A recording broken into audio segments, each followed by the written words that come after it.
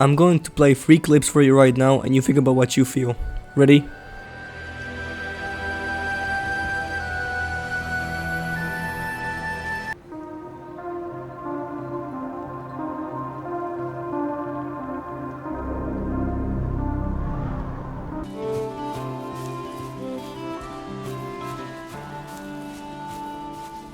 Were they feelings of comfort, coziness, escapism, or peace?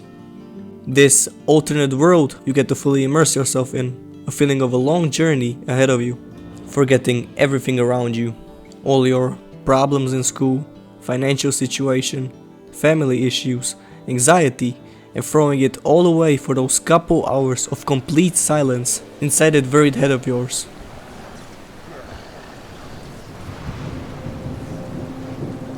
We all seek escapism. 99.9% of you watching this video are not living perfect lives out of some fantasy being stress-free billionaires. There are numerous forms of diversion. Many people choose to read books, go partying, drinking, watching movies, or same as you are right now, binging interesting YouTube videos. Well, I choose to rather come home, dim the lights, put on my headset, and get indulged in games. Yes, addiction to games is a thing, and I'm not saying that it's by far the best solution to solve problems, nor am I implying that I have it, but if you had to choose between cigarettes, alcohol, drugs or games, a no-brainer I suppose. Enough about that though, I'm not here to talk about addiction to gaming, that could be a whole different video on its own. I'm here to talk about how a certain genre of games can take us away from this hell of a world and transfer our consciousness to a place full of different adventures, discovering unique creatures, fighting, storytelling, character development, and most importantly, peace of mind. Role-playing games started out in the mid-70s as MUDs, a computer-based text game with several players play at the same time, interacting with each other as well as with characters controlled by the computer. For a better example, just imagine Dungeons and Dragons as a video game. And for those who don't know what D&D is, you create your own character, you gain experience and level up, which leads to augmenting your stats. There's combat encounters and other events, you lead your own journey and decide how it ends up. Sounds familiar? But anyway, I'm willing to bet that all of you already know what RPGs are about. Essentially, we went from this to this. Now there are numerous subgenres of RPGs. You got action RPG, MMORPG, roguelikes, and so on. But they're all based on the same principle. You choose your own fate. Whether you choose Triss over Yennefer, it's all up to you. Even if you're wrong. That's okay. It was your choice and I'm not going to judge it. You disgust me. Now what does this all have to do with this peace and escapism I mentioned? Let me explain. I've read numerous articles depicting escapism and its links to addiction with games, all telling the same story. It's a negative effect of games linked to depression, sadness, anxiety. Do I completely disagree with it? No, I don't. I've been through times where I couldn't handle my current life situation, but did it ever feel like games had a negative effect on me, or that they were an addiction that made it even worse? And my answer is once again going to be no. In general, all we see in the news and in science articles is about how games are ruining lives, how they make people more violent, they're a waste of time, and much worse things I won't mention, as if there's some sort of an agenda. Media depicting the gaming industry as the end-all be-all. Has any of those scientists or journalists ever been involved in our community though?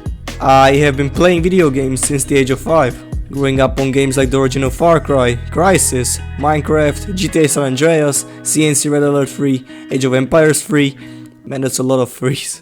Trying to improve in CS 1.6 or living my dream of being a professional footballer in FIFA, until I discovered Witcher 3 in 2015. I never liked RPGs, it seemed boring, all the dialogue, zero action stuff. My close friend was a huge fan of that game and used to come over every day to play it on my computer and I just watched. I felt like I wouldn't enjoy playing it myself, so I let him do all the work.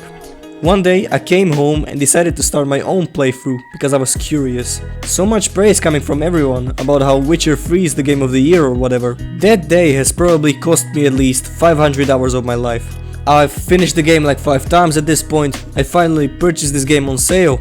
Current playtime 120 hours, halfway through the main story so far. But do I regret spending the time playing Witcher? Not in the slightest. To me, it wasn't unhealthy escapism. The problems that happened in my life weren't because of my doing. I was a kid with a rough upbringing who couldn't do anything to fix them. I could only stand and watch. RPG games saved me. When playing CSGO or League because of my state of mind, I would only get angry at my poor performance.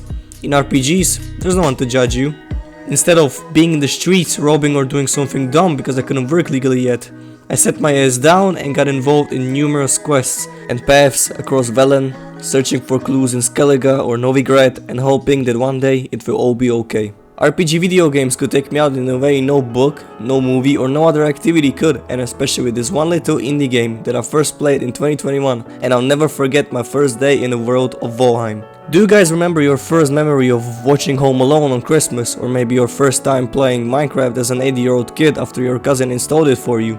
I was able to relive that feeling in 2021 after I turned on Valheim with 2 of my friends and decided to try it out. The cozy graphics, beautiful water and forests, and man, the Meadows soundtrack might be my top 5 most favorite tunes of all time. I've already used it in this video as well.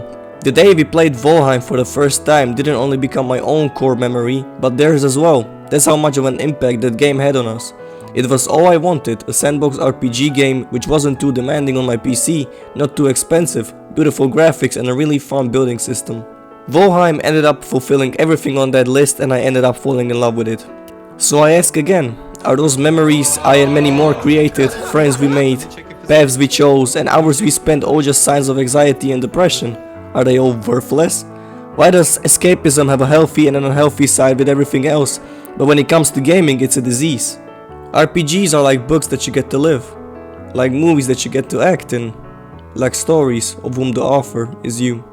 Thank you for watching this short video of mine and take care.